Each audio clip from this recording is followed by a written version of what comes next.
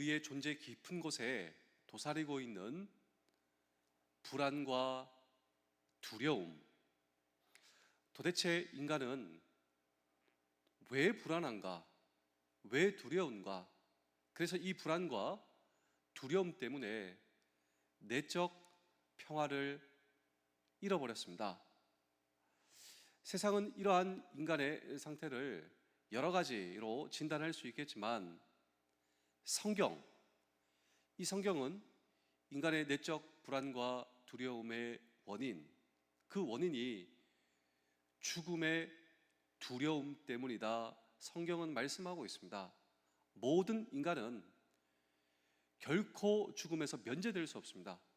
우리가 죽음 하고 있지만 이 죽음은 곧 우리의 실존입니다. 그런데 이 죽음에 대한 두려움이 인간 불안과 두려움의 근원이다라고 하는 것이죠. 근데 성경은 여기서 끝나는 것이 아닙니다.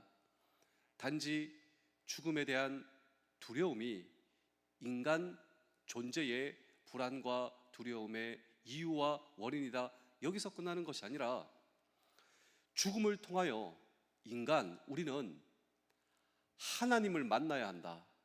이것이 불안과 두려움의 근원이다. 성경의 말씀입니다.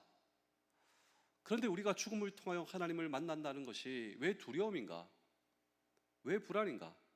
이것이 인간 존재 깊은 곳에 도사리고 있는 모든 이 평화를 잃어버린 상태의 왜 근원인가? 하나님을 만나야 한다는 것이, 단적으로 말씀드리자면 하나님을 만날 준비가 되어 있지 않다라고 하는 것입니다. 우리는 죽음을 통하여 하나님 앞에 서게 될 것이다. 그런데 그 하나님을 만날 준비가 되어 있다. 이것을 가리켜 성경은 평화하다, 하나님과로부터의 평화, 인간과 인간 사이의 평화. 그렇다면 우리 사랑하는 성도 여러분, 장병 여러분, 군가족 여러분, 우리가 하나님을 만날 준비를 어떻게 하는가?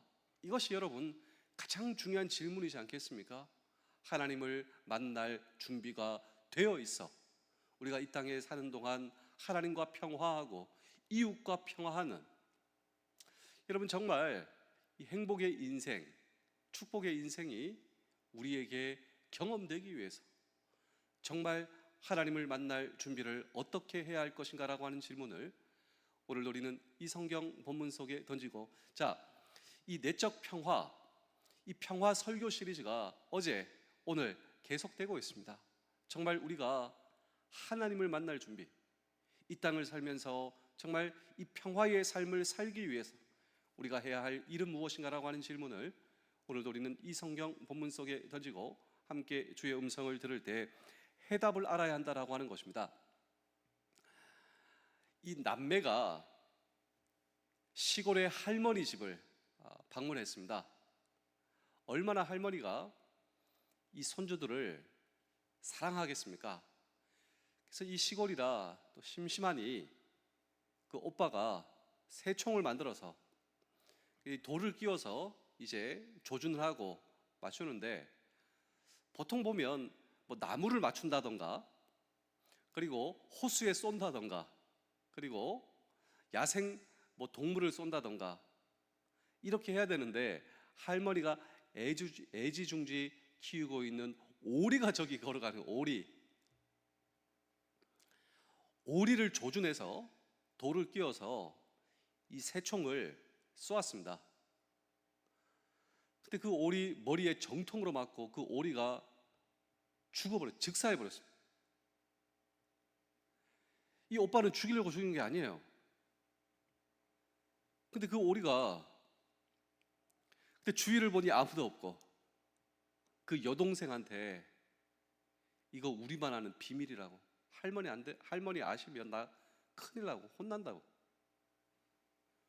우리만 있으니까 이거 비밀이라고 쉿 이렇게 했습니다. 근데 그날부터 이 오빠는 인생의 모든 이 행복과 기쁨을 잃어버렸습니다.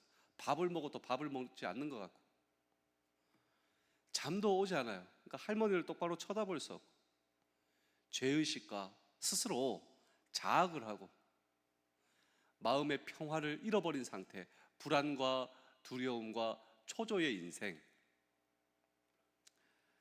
그날 저녁 이 여동생이 이제 설거지를 해야 되고 여동생 차례입니다. 순번을 정해놓고. 근데 여동생이 오빠를 불러서 오빠, 이 설거지 오빠가 하라고. 오빠가 묻습니다. 설거지는 네가 해야 되지 않냐고. 근데 그 동생이 하는 말이 오리는 어디에 있을까?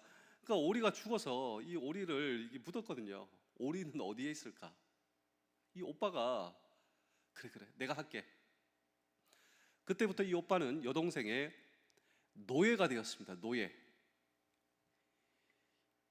이 오빠의 결정적 비밀을 알고 있는 여동생이 그냥 이 오빠를 종노릇 시킵니다. 종노릇.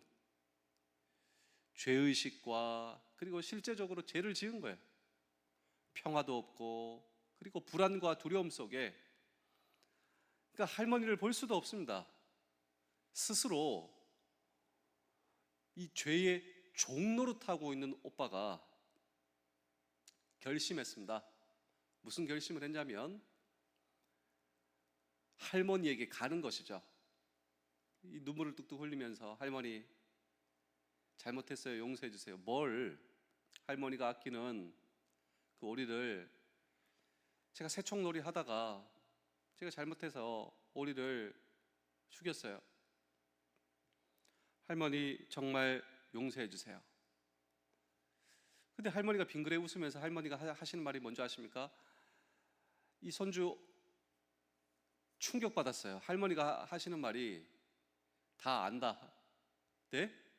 할머니 다 안다라고 하는 거예요. 저 용서해 주시는 거예요. 그럼 넌 나의 사랑하는 손자인데 오히려 할머니가 그 손주를 안아주고 눈물을 닦아주고 손주를 위해서 기도해주고 축복을 해주고, 그 이후에 어떻게 되었겠습니까? 네, 그 이후에 이 오빠, 이 손주의 마음속에 경험되는 자유, 평화, 용서, 그날 밤 단잠을 잤습니다. 그 전에는요 그냥 마음이 지옥 같고 밤에 잠을 못 자고 초조하고 불안하고, 일찍 일어나서 식사도 너무 맛있게 잘 했습니다. 그리고 여동생을 불렀습니다. 여동생이 자기를 부르는 거예요. 또 종로로 시키려고. 오빠 뭐 이거 해, 설거지 해, 저거 해, 오빠 이거 해. 오빠 가만히 서 있었습니다. 오빠 오리는 어디에 있을까? 오리는 어디에 있을까? 이 오빠가 당당하게 일러, 할머니한테 일러 다 아셔. 이 용서받은 자의 당당함, 이것이 바로 이 오빠가 경험하고 있는 용서와 자유와 평화. 근데 제가 왜 이 남매 이야기를 들려드렸냐면요, 이 오빠가 경험한 평화가 바로 기독교 신앙에 경험되는 평화다. 이것이 바로 기독교 신앙이다라고 하는 것입니다. 죄를 범한 인류, 죄를 범한 사람은 하나님으로부터 의식적으로 무의식적으로 도피한 것입니다. 그런데 그 도피, 죄를 짓고 하나님으로부터 도피한 그 인류와 사람은 의식적으로 무의식적으로 하나님으로부터 도피했는데, 근데 그 자체가 불안과 두려움이었다라고 하는 것입니다. 마치 할머니의 오리를 죽인 소년이 종노릇한 것처럼 죄를 범한 인류는 사탄의 종노릇한 것입니다. 사탄의 종노릇. 결코 자유하지 못하고 평화하지 못하고 결코 기쁨과 보람의 인생을 살지 못하는 그 사탄의 종노릇 말이죠. 스스로 정죄합니다. 스스로 자학합니다. 뭘 해도 마음의 평화가 없습니다. 이것이 바로 죄를 범한 인류의 불안의 실존이다, 성경의 말씀이다라고 하는 것이죠. 그러나 성경은 여기서 끝나지 않습니다. 여기서 반전의 드라마, 그 반전의 드라마의 주인공은 예수 그리스도를 통하여 하나님과 화평할 수 있다, 예수 그리스도를 통하여 하나님과 바른 관계 속에 들어갈 수 있다. 더 이상 우리는 하나님을 두려워할 필요가 없다. 그 하나님은 내 아버지 되시기 때문에. 여러분, 이것이 바로 하나님과의 평화를 말한다. 성경은 이것이 인간이 경험할 수 있는 최고의 축복, 성경은 저와 여러분들이 경험할 수 있는 가장 고귀한 축복. 그래서 로마서 5장 1절을 제가 읽어드리겠습니다. 그러므로 우리가 믿음으로 의롭다 하심을 받았으니 우리 주 예수 그리스도로 말미암아 하나님과 화평을 누리자. 놀랍지 않습니까? 우리가 예수 그리스도를 통하여 하나님과 화평을 누리자. 예수 그리스도가 누구시길래 하나님과의 평화를 우리에게 주실 수 있는가? 이것이 바로 오늘 이 성경 본문의 전후 맥락인 로마서 5장의 주제입니다. 그 예수님이 누구시길래 하나님과의 평화를 우리에게 주실 수가 있는가? 이것이 가장 중요한 문제죠. 왜냐하면 인간의 존재 깊은 곳에 있는 이 평화를 잃어버린 내적 상태는 불안과 두려움 때문이다. 도대체 이것의 원인이 어디에 있는가? 죽음에 대한 두려움이다. 여기서 끝나는 것이 아니라 죽음을 통하여 하나님을 만나는 것이 바로 이 모든 것의 원인, 불안과 두려움의 원인이다. 그런데 하나님과 화평을 누리자, 하나님과 더불어 평화를 누리자, 그 평화를, 하나님과의 평화를 주실 수 있는 예수 그리스도, 그분은 바로 누구신가? 예, 로마서 5장 8절을 읽어드리겠습니다. 하나님과의 화평을 주실 수 있는 그 예수 그리스도가 누구신가? 제가 로마서 5장 8절을 읽어드리겠습니다. 우리가 아직 죄인 되었을 때 그리스도께서 우리를 위하여 죽으심으로 하나님께서 우리에 대한 자기의 사랑을 확증하셨느니라. 자, 우리가 죄인 되었기 때문에 하나님의 심판을 피할 수가 없어요. 우리가 죄인 되었기 때문에 하나님의 심판의 대가를 지불해야 합니다. 그런데 하나님께서 보내신 하나님의 아들 예수 그리스도께서 내 모든 죄의 짐을 짊어지시고 우리의 죄를 짊어지시고 우리가 받아야 할 저주와 형벌과 심판을 대신 받으셨습니다. 십자가에서 거룩한 피를 흘리시고, 그런데 그 예수 그리스도를 오늘 저와 여러분들이 믿는 순간 우리의 죄를 용서해 주시고 하나님과의 평화의 상태가 이루어진다. 우리는 하나님과 평화한다.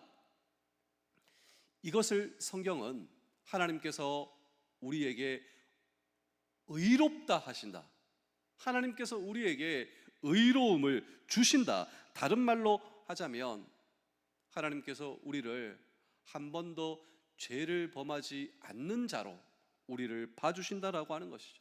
예수 그리스도를 통하여, 그의 보혈의 피를 통하여, 그 예수 그리스도의 보혈의 피가 우리를 덮습니다. 용서를 경험합니다. 하나님과 평화합니다. 예수 그리스도의 보혈을 통하여 하나님께서 저와 여러분들을 의롭다 해주신다. 한 번도 죄짓지 않는 자처럼 저와 여러분들을 봐주신다. 하나님께서 우리에게 보이신 것은 완벽한 용서, 예수 그리스도를 통하여 그 예수 그리스도를 믿음으로 말미암아 완벽한 용서를 우리에게 주시는 하나님의 방법입니다. 이 하나님의 방법을 믿음으로 저와 여러분들이 수용하는가, 이것을 하나님께서 판단하십니다. 이 하나님의 방법을 우리가 전적으로 믿음으로 수용할 때 우리에게 허용하시는 하나님의 완벽한 용서, 이후부터 우리에게 경험되는 하나님의 평화 말이죠. 이것이 바로 기독교 신앙이요, 이것이 바로 하나님께서 우리에게 주시는 은혜입니다. 은혜의 성경적 정의가 무엇입니까? 예, 받을 자격 없는 자에게 주어지는 하나님의 사랑이 물밀듯 우리에게 공급되는 거예요. 하나님의 은혜가 우리에게 공급된다. 받을 자격 없는 나에게 주어지는 하나님의 사랑, 이 은혜 때문에 우리는 하나님과 화평하며 우리는 하나님과 평화합니다. 하나님과 나 사이에 평화하며 이웃과 이웃 사이에 경험하는 평화, 이것이 바로 복음입니다. 복음, 굿뉴스, 가스펠, 이것이 바로 인류의 가장 중요한 숙제, 대한 하나님의 처방, 하나님의 방법, 하나님의 복음을 저와 여러분들이 수용할 때 우리의 남은 평생, 여러분 정말 모든 사람들이 갈구하고 경험하고 싶어하는 평화, 우리가 어떻게 내적 평화, 이 불안과 두려움을 넘어서 하나님 앞에 설 준비가 되어 계십니까? 하나님 앞에 설 준비를 어떻게 합니까? 그렇습니다. 남은 평생 이 복음을 붙드시고 복음 위에 굳게 서셔서 저와 여러분들이 몸담고 있는 우리의 가정과 부대와 교회, 우리의 삶의 터전에 하나님의 평화를 경험하는 저와 여러분 되시며, 그렇습니다. 하나님의 평화를 경험하고 있는 저와 여러분들의 부대와 가정과 교회와 모든 삶의 터전이 하나님께서 지키시기에 가치 있는 우리의 공동체 되실 수 있기를 주의 이름으로 축복합니다. 기도하겠습니다. 하나님 아버지, 우리의 말과 표정만 아름답게 꾸미고 속으로 빈정되지 않게 하여 주시옵소서. 치장한 외모만큼 나의 인격을 돌아보고 고치게 하시며 사람들의 눈보다 주님의 눈에 아름답기를 원합니다. 하나님의 아름다운 형상이 오늘 나에게 빛나게 하여 주시옵소서. 외모보다 내면을 다듬고 허례허식보다 진정성을 갖게 하시며 인맥관리보다 참된 만남을 갖게 하여 주시옵소서. 정말 주님을 닮은 하루 되기를 원합니다. 나의 주 예수 그리스도의 이름으로 기도하옵나이다. 아멘. 오늘도 나의 주인 되시는 주님께 기도하시며 오늘 하루 시작하시겠습니다. 기도하시겠습니다.